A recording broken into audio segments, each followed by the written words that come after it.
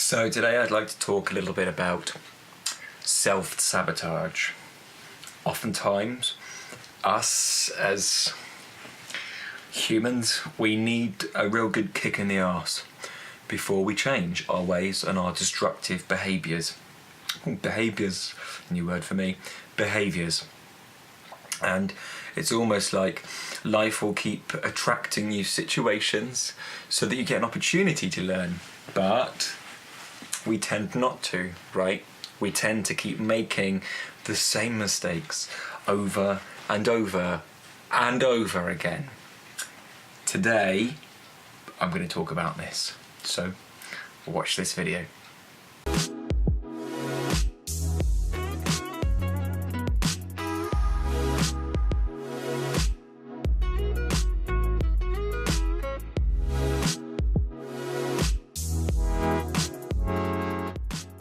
You'll notice in your life, quite likely, if you're anything like me, that you tend to subtly self-sabotage yourself.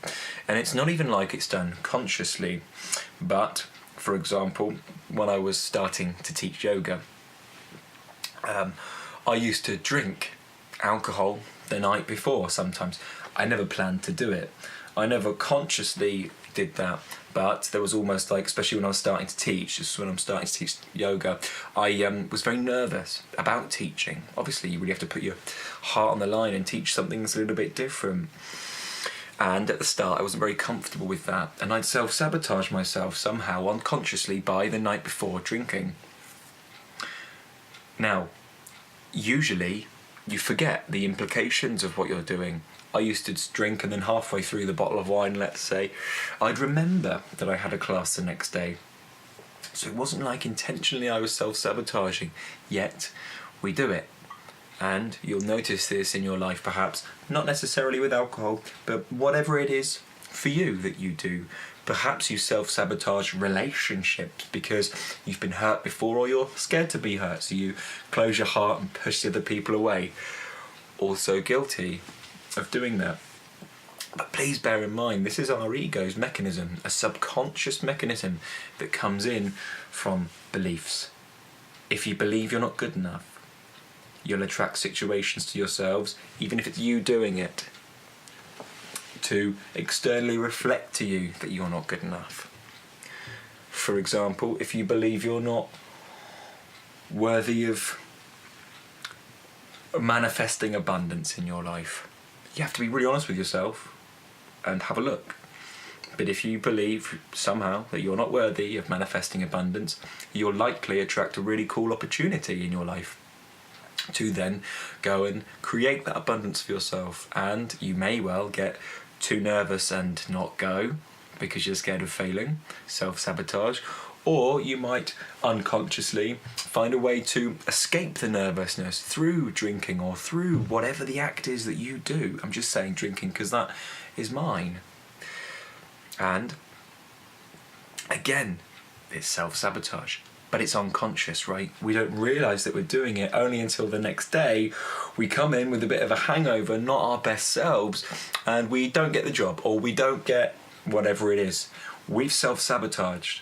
And then it's almost like we get to say to ourselves, well, I knew I wasn't good enough. Well, I knew good things like this would never happen to me. But notice that fundamentally, we did it all to ourselves. It's so interesting, and the deeper you go into this, and you'll be recognising this, it becomes so clear that that's what's happening. And although it's different for me now a bit, I still self-sabotage. I do it less and less often, but when I do, I go gung-ho. And until we find the belief underneath it, we don't stop. We would continue making the same stupid mistakes that we know that we shouldn't be making, but we make anyway, and we don't question why. It's almost like, oh, don't worry, it'll be fine. It's a very trusting nature, isn't it? Oh, well, it's, we blame life for our self-sabotage, or we blame external circumstances or our upbringing or whatever. But that's a bit insincere, isn't it, when we really think about it? Because if we're really, really honest with ourselves and we notice it's all us doing it to ourselves. Now, I noticed myself doing it very recently, and one thing that I found very powerful in the moment when it's like you hit rock bottom, the best thing for us to do is to become really, really present. Because when all of the stuff is bubbling up inside of you, all of the fears, all of the angst, you've really hit rock bottom, you feel lost, you feel totally disconnected from life, and you don't know where to go next. Notice that that is actually happening in front of your consciousness if you close your eyes. And then whilst that's all bubbling up inside, the roar, the fear, the angst, become the witness with detachment. Detach from that and feel what happens. Like I said in my last video, you're never in the box. You're never in the box. So long as we don't attach to these fears, we literally find a separation in ourselves that lets us know. Let me put it this way. We can become so entrenched in our witness space that we just allow the Shakti to play. What do I mean by that? Well, we can become so entrenched in our witnessing with detachment space inside of us that we begin to notice that this play of existence, not just external, internal too, is happening in front of us, right? And that actually we're not involved in that at all. Our mind will come back in and try and convince us that we are. And then, like I said in my last video, it's almost like your formlessness is teased by a form, a thought, a fear, and you get sucked into it and drawn in. But that's us doing that, you know? That's another form of self-sabotage. We're sabotaging the natural well-being within that we're brought in with, that is our birthright. We sabotage that. And when that's happening, it's so important to become present.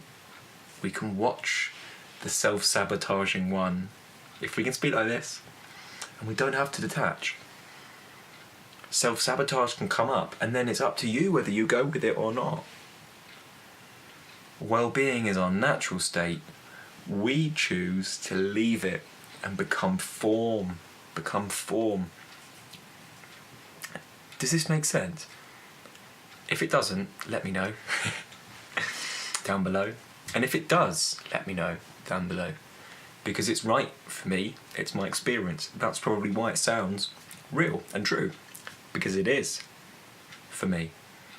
And if it's not your reality yet, that's fine. Stick around on the videos, it soon will be. But most of you know this stuff anyway, right? It's just, are we going to live it?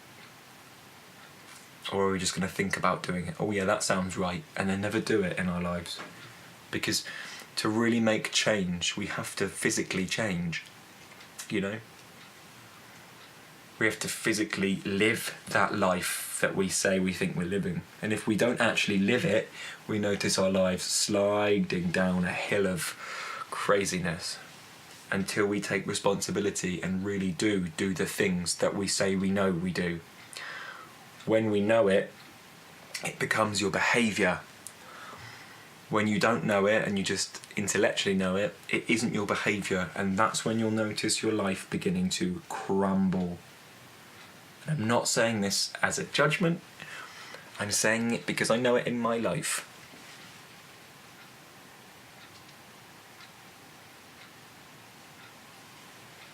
I say it so you don't necessarily have to go through the pain that I went through, and still continue to go through on varying degrees. We have to live the life we say we're living, right? Otherwise, who are you lying to but yourself? And that is the biggest self-sabotage. Literally, self-sabotage. The sabotage is in front of self. But you can get yourself involved in the form of sabotage. but it's not much fun, is it? Anyway, I hope that helped. I don't know if it did, but it's true for me. Live the life, make the physical changes that you say you're doing. That'll do.